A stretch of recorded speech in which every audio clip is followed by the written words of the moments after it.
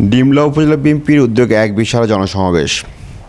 সাবেক সংসদ সদস্য ও নীলফামারী জেলা বিএনপির সাবেক সভাপতি ইঞ্জিনিয়ার শাহরুল ইসলাম চৌধুরী তুহিন বলেছেন, বাকশাল কায়েমের মাধ্যমে শেখ মুজিব আওয়ামী লীগের কবর রচিত করেছিল, আর জিয়াউর রহমান বহুদলীয় গণতন্ত্র প্রতিষ্ঠার মাধ্যমে দেশের সকল রাজনৈতিক দলের রাজনীতি করার সুযোগ হয়, আর এর মাধ্যমে আওয়ামী লীগের পুনঃপ্রতিষ্ঠা হয়।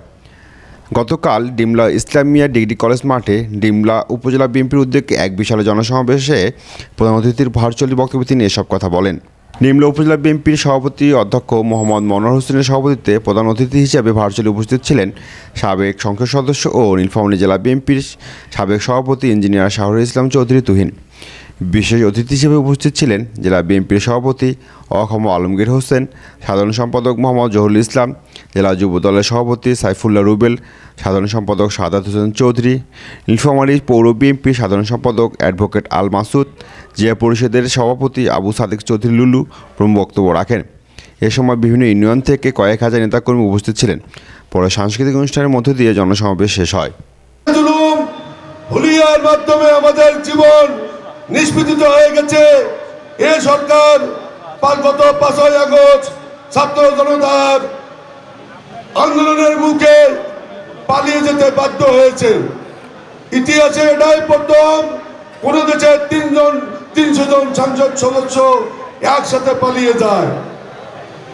ইতিহাসে এটাই প্রথম একটি দেশের আইনশৃঙ্খলা রক্ষা বাহিনী সাধারণ মানুষের কাছে নিরাপত্তা চায়।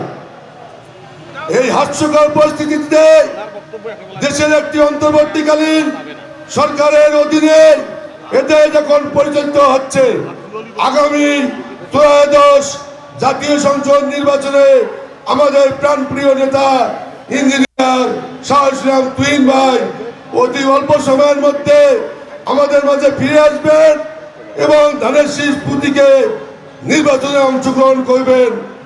সেই নির্বাচনকে কেন্দ্র করে ডিমলা উপজেলা বিএনপি ও সকল অঙ্গ সংগঠন, উপজেলা থেকে ইউনিয়ন থেকে ওয়ার্ড চষে আমরা প্রতিটা দলকে সুসংগঠিত করেছি। আগামী ত্রয়োদশ নির্বাচনে জনগণের ভোটের ম্যান্ডেট নিয়ে আমরা তুহিন ভাইকে বিশাল ভোটের ব্যবধানে বিজয়ী করব ইনশাআল্লাহ। আজকের এই উপস্থিতি প্রমাণ করে ডিমলা উপজেলা বিএনপি কতটা শক্তিশালী, ডিমলা উপজেলা বিএনপি কতটা মজবুত সংগঠনে পরিণত হয়েছে। আজকে আমরা যার জন্য দীর্ঘদিন যাবত অপেক্ষা করছি, সেই আমাদের প্রাণপ্রিয় নেতা ইঞ্জিনিয়ার শাহরুল ইসলাম তুহিন ভাইয়ের বক্তব্য আমরা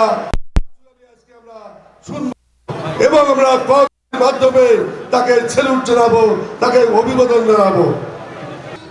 আজকে প্রমাণ করে যে আপনারা বিএনপিকে কত ভালোবাসেন।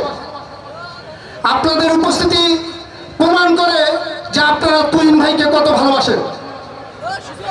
আমি মনে করি যে ডোমার ডিমলা, বিশেষ করে ডিমলার মাটিতে দাঁড়িয়ে যখন দুটি কথা বলছি তখন আপনাদের ভুলে যাওয়া যাবে না যে আমরা কিন্তু 17 বছর ধরে অন্যায়ের বিরুদ্ধে লড়াই করে আজকে এই অবস্থানে এসে বক্তব্য দিচ্ছি এবং আপনারা শুনছেন। ডোমার ডিমলার প্রতিটি ক্ষেত্রে এমন কোনো জায়গা নাই যেখানে তার উন্নয়নের ছাপ নেই। সেই প্রাণপ্রিয় নেতা ডোমার ডিমলার মানুষের হৃদয়ের স্পন্দন, ডোমার ডিমলার মানুষের প্রতিটি মণিকোঠায় তিনি স্থান করে নিয়ে আছেন সেই প্রাণপ্রিয় নেতা জনাব ইঞ্জিনিয়ার শাহরুল ইসলাম তুহিন ভাই, যিনি আজকে ভার্চুয়ালি আপনাদের সঙ্গে অল্পক্ষণের মধ্যেই সেই মহেন্দ্রক্ষণ আসছে, আপনারা তার বক্তব্য শুনবেন।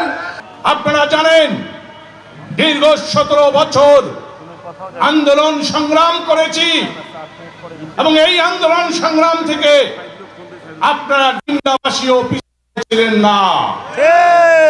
আপনারাও কারাবরণ করেছেন, নদীর চরে যে বসবাস করেছেন, এই স্বৈরাচার ফ্যাসিস্ট সরকারের বিরুদ্ধে আন্দোলন সংগ্রাম করতে গিয়ে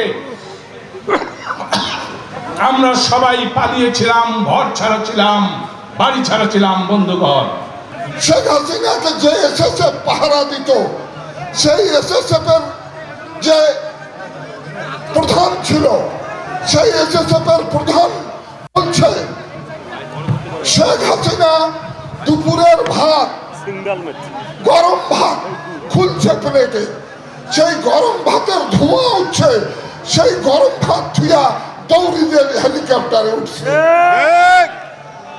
আবার হেলিকপ্টারে যে এসএসএফ ছিল, সেই এসএসএফ বলতেছে যে শেখ মুজিব কন্যা দুর্দান্ত প্রভাবশালী শেখ হাসিনা হেলিকপ্টারে যখন উঠে তখন পায়ের দিকে দেখে তার পায়ে স্যান্ডেলও নাই, জুতাও নাই।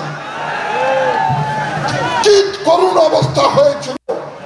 আওয়ামী লীগের খবর রচিত করেছিলেন শেখ মুজিবুর রহমান সাহেব ৭৭ সালে।